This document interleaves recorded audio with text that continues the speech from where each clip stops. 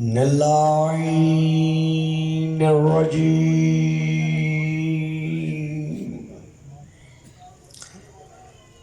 بسم الله الرحمن الرحيم.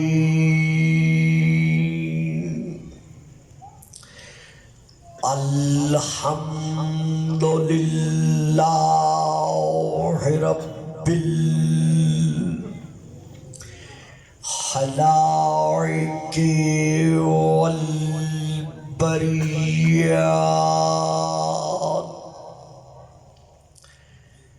وعالم الجهر والخفيات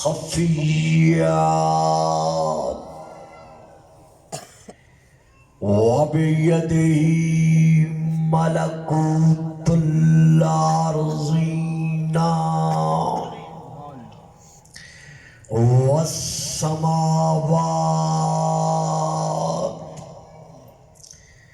والصلاة والسلام على النبي الأمي القرشي الهاشمي اللبتهي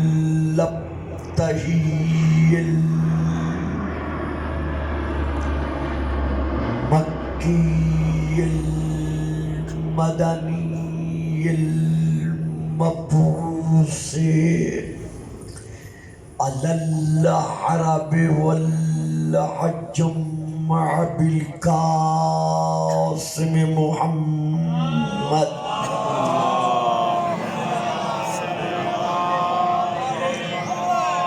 وعلى آله الطيبين الطاهرين الشاكرين الصابرين الراشدين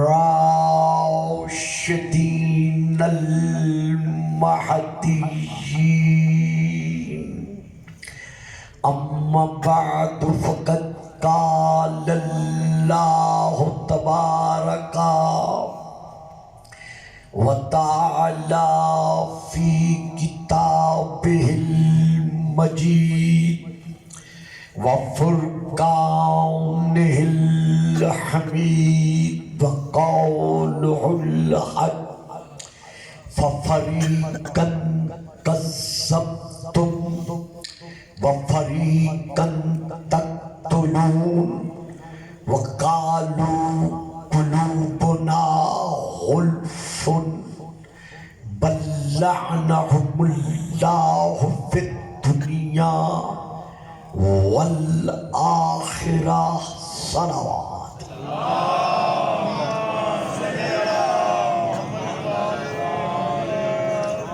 نعرہ تکبیر، نعرہ تکبیر، نعرہ رسالت، نعرہ رسالت، نعرہ حیدری، نعرہ حیدری. حسینیت، حسینیت، یزیدیت، یزیدیت، بآواز بلند صلوات.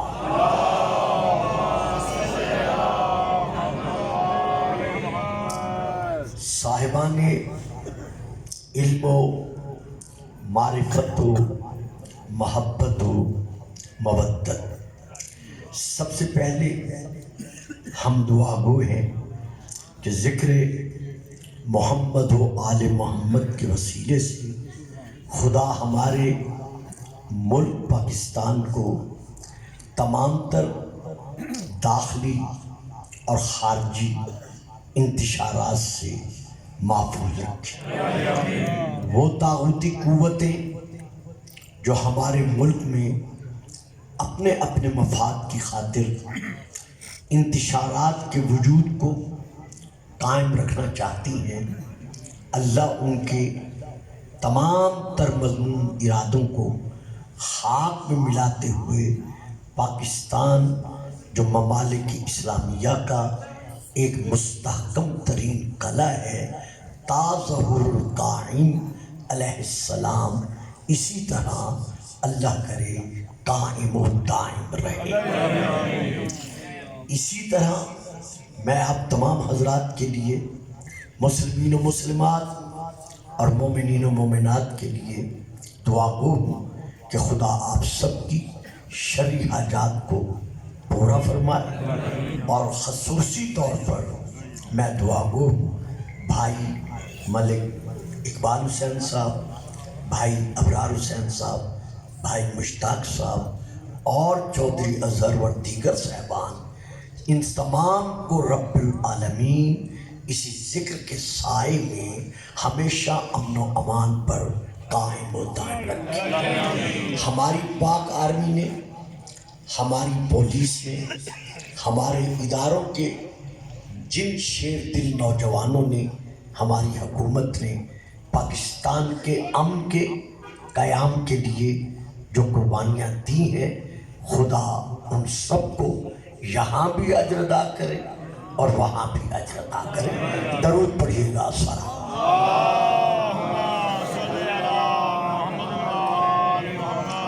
صاحبان علم، میں نے اس وقت آپ کے سامنے شاید پیچھے بیٹھ گئے ہیں، آگے آگے اٹھو، شاید پیچھے گیا شاباش، وہ سامنے چلے گئے، کمال ہے آپ لوگوں کی۔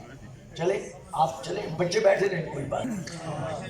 سورہ نمبر 2 کی، سورہ البقرہ کی آیت نمبر 87 اور 88 کی میں نے تلاوت کا شرف حاصل کیا ہے۔ اس آیت میں اللہ نے مدینے کے یہودیوں کو خطاب کرتے ہوئے ارشاد فرمایا کہ اے یہود مدینہ، فَفَرِيقًا كَذَّبْتُمْ وَفَرِيقًا تَقْتُلُونَ، تم نے انبیاء کے ایک گروہ کو قتل کیا اور انبیاء کے ایک گروہ کو تم نے جھٹلا دیا۔ فَفَرِيقًا كَذَّبْتُمْ، ایک گروہ کو جھٹلایا اور ایک گروہ کو تم نے قتل کیا۔ بجائے ندامت اختیار کرنے کے، شرمندگی محسوس کرنے کے، تم نے اس عمل پر فخر کرتے ہوئے کہا وَقَالُوا قُلُوبُنَا غُلْفٌ، کہ ہمارے دل پردوں میں لپٹے ہوئے ہیں، یعنی ہمارے فَفَرِيقًا كَذَّبْتُمْ وَفَرِيقًا تَقْتُلُونَ وَقَالُوا قُلُوبُنَا غُلْفٌ بل لعنہم اللہ، اللہ ایسے لوگوں پر لعنت بھیجتا ہے، دنیا میں بھی اور آخرت میں بھی۔ اب یہاں پر گزارش یہ ہے کہ جس فرقے کی تفسیر آپ کا جی چاہے آپ اٹھا کر دیکھ لیں کہ مدینے کے یہودیوں کے پاس ہمارے رسول پاک کے علاوہ اور کوئی نبی آیا ہی نہیں،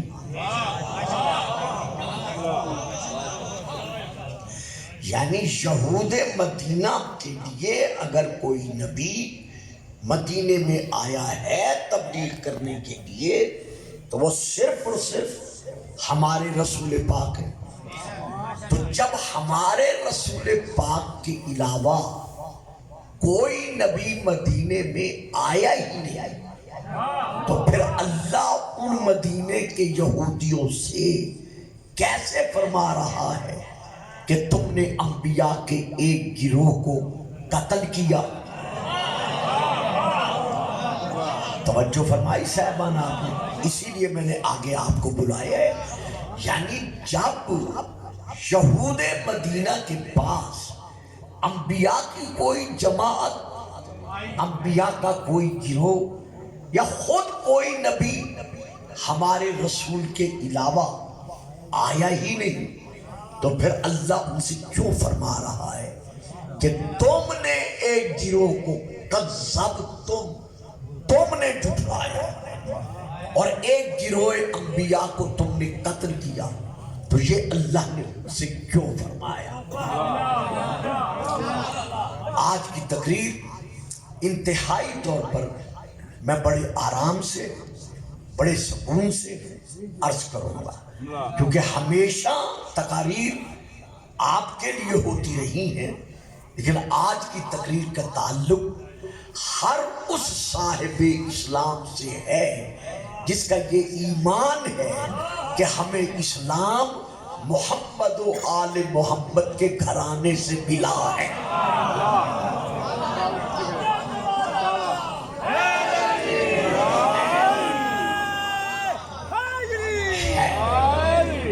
تو یہاں پر جتنی تفاسیر اہل تشیع کی اور اہل تسنن کی شیعہ کے علاوہ آپ اٹھا کر دیکھیں، جس مفسر خاصہ نے یا عامہ نے اس آیت کی تفسیر لکھی ہے، اس نے یہی لکھا ہے کہ انبیاء کے ایک گروہ کو ان مدینے کے یہودیوں کے آباء و اجداد نے جھٹلایا تھا۔ واہ صاحب واہ، یعنی یہ جو موجودہ یہودی تھے، ان کے آباء و اجداد نے، ان کے باپ دادا پردادا بزرگوں نے انبیاء کے ایک گروہ کو جھٹلایا تھا اور ایک گروہ کو قتل کیا تھا۔ تو جب ان کے سامنے یہ ذکر ہوتا تھا کہ تمہارے آباء و اجداد میں سے فلانے فلانے فلانے انبیاء کو جھٹلایا، انبیاء کو یا قتل کیا، بجائے ندامت محسوس کرنے کی، بجائے شرمندگی محسوس کرنے کی، یہ وہاں پر فخریہ کہتے تھے کہ ہاں انہوں نے انبیاء کو جھٹلایا، انہوں نے انبیاء کو قتل کیا، یعنی یہ اپنے باپوں کے، اپنے دادوں کے، اپنے بزرگوں کے اس عمل پر راضی تھے۔ نہیں صاحب میں پڑھ گیا، آپ سوچ میں پڑ گئے کہ میں کیا پڑھ گیا، میرا عزیز بھی خاموش ہو گیا، حالانکہ انہیں خاموش نہیں رہنا چاہیے تھا۔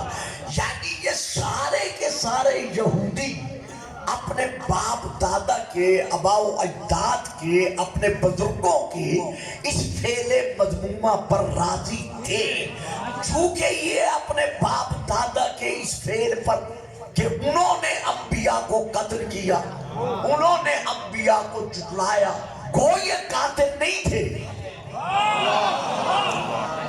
یہ ان انبیاء کو جھٹلانے والے خود نہیں تھے، لیکن یہ ان کے فعل پر راضی تھے، تو اسی لیے اللہ کو فرمانا پڑا کہ تم نے قتل کیا، تم نے جھٹلایا۔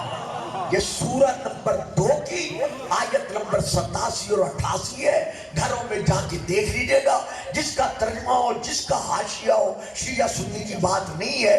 تو اللہ نے اب ان یہودیوں کو کیا کہا کہ تم نے انبیاء کا ایک گروہ جھٹلایا، ایک گروہ قتل کیا، کیوں کہا؟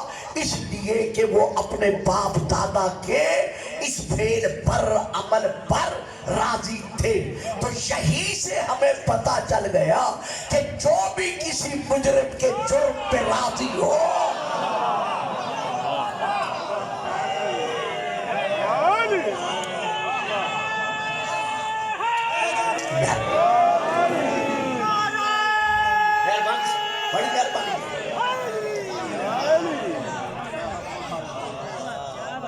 اسی آیت سے بڑی ہم سب پر یہ حقیقت منکشف ہو گئی، یہ واضح ہو گیا کہ جو بھی کسی کے جرم پر راضی ہو، اللہ کے فیصلے کے مطابق، قرآن کے فیصلے کے مطابق، جیسا وہ جرم کا ارتکاب کرنے والا مجرم ہے، ویسے مجرم کے جرم پر راضی رہنے والا بھی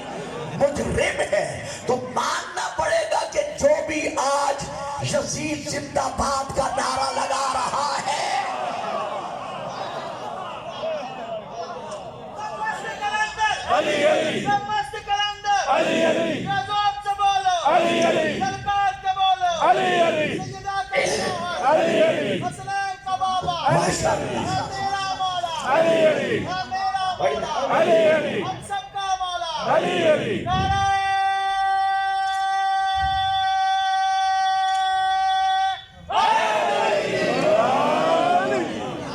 जो भी आज फर्जंद रसूल के कातिल को रज़ी अल्लाह कह रहा है, यानी अजीब तसव्वुर कीजिए। एक बात देता हूँ, एक लफ्ज में देता हूँ कि अगर यजीद को रज़ी अल्लाह की सब में खड़ा करोगे फिर तो बच्चों को पूछना पड़ेगा कि लानतुल्लाह और रज़ी अल्लाह में फर्क क्या है।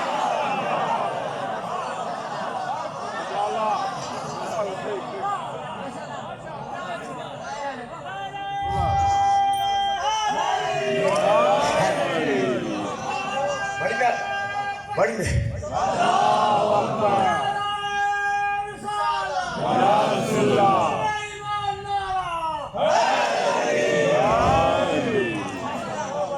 तो जो भी फर्जंद रसूल के कातिल के लिए नर्म गोशा रखता है,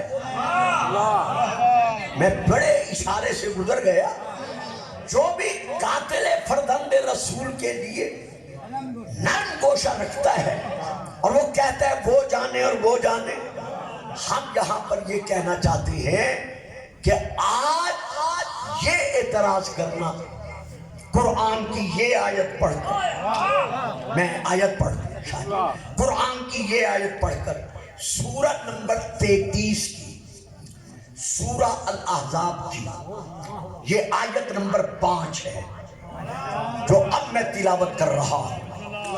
आप अपने सोशल मीडिया पर देखिएगा, आजकल ये सवाल उठा हुआ है जो दिखाया जा रहा है कि अल्लाह कुरान में इरशाद फरमा रहा है कि उदऊहुम ले आबाइहिम हुवा अक़सतो इंदल्लाह, औलादों को उनके बापों के नामों के साथ पुकारो।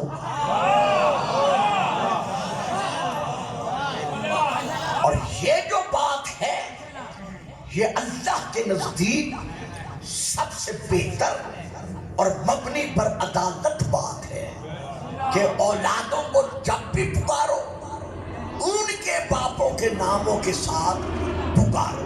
तो आजकल जो सोशल मीडिया पर शोर मचाया जा रहा है वो ये है कि जब अल्लाह का फैसला है कि औलादों को उनके बापों के नाम के साथ पुकारो, तो फिर हुसैन और हसन यानी हसनैन शरीफैन इनका बाप अली है। देखिएगा, मैंने पहले अर्ज किया था, आज मेरी तकरीर थोड़ी सी आम रवैश से हटकर होगी कि इनका जो बाप है वो अली इब्न अबी तालिब है। तो जब भी हसनैन को पुकारना है तो कहो हसन बिन अली, कहो हुसैन बिन अली, अली के नाम के साथ पुकारो। ये क्यों कहते हो कि हसन इब्न रसूलुल्लाह या हुसैन बिन रसूलुल्लाह या ये रसूलुल्लाह के बेटे हैं?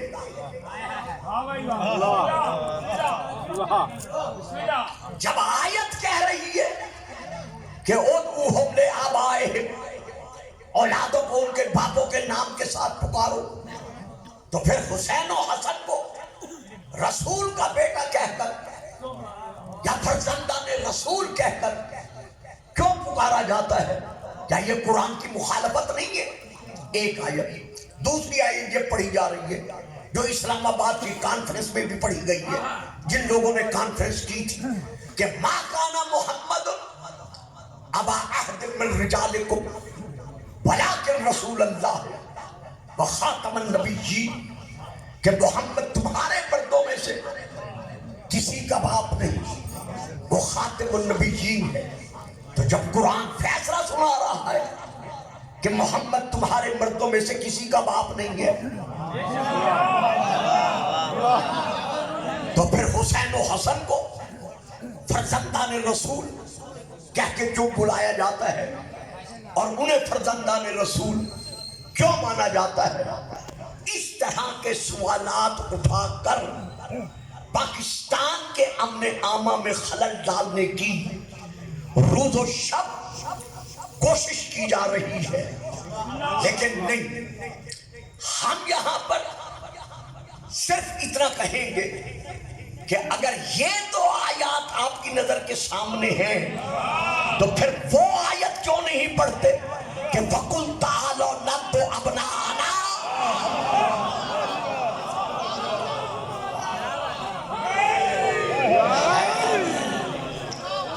نہیں صاحب جیو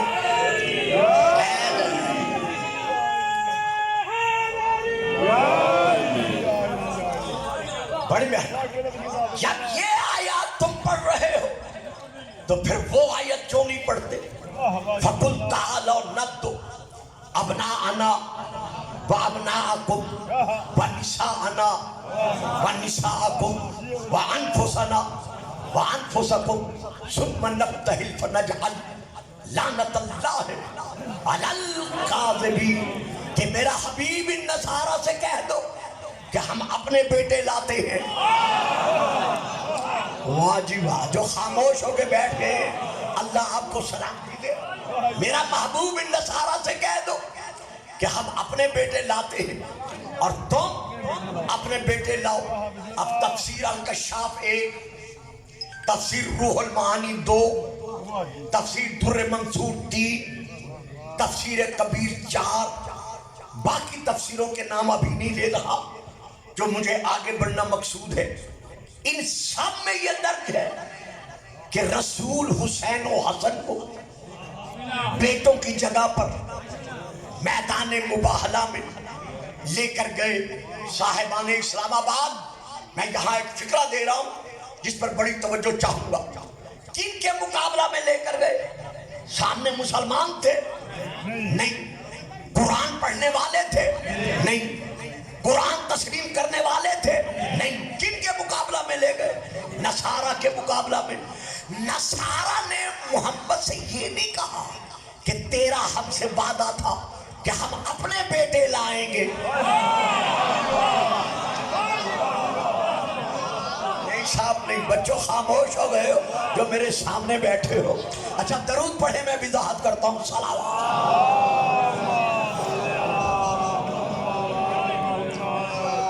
نصارہ نے رسول سے یہ نہیں کہا کہ تیرا ہم سے یہ وعدہ تھا کہ ہم اپنے بیٹے لائیں گے، تم اپنے بیٹے لاؤ۔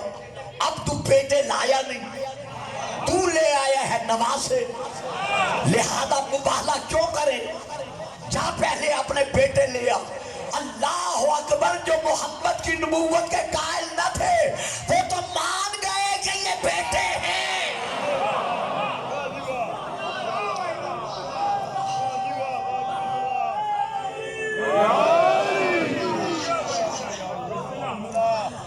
تو آج یہ نعرہ لگانا کہ حسنین شریفین کو رسول کا بیٹا کیوں تسلیم کیا جاتا ہے جبکہ یہ آیات ہماری نظر کے سامنے ہے۔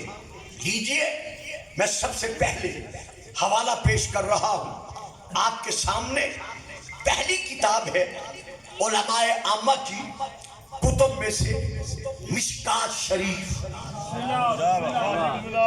دوسری کتاب ہے مشکات شریف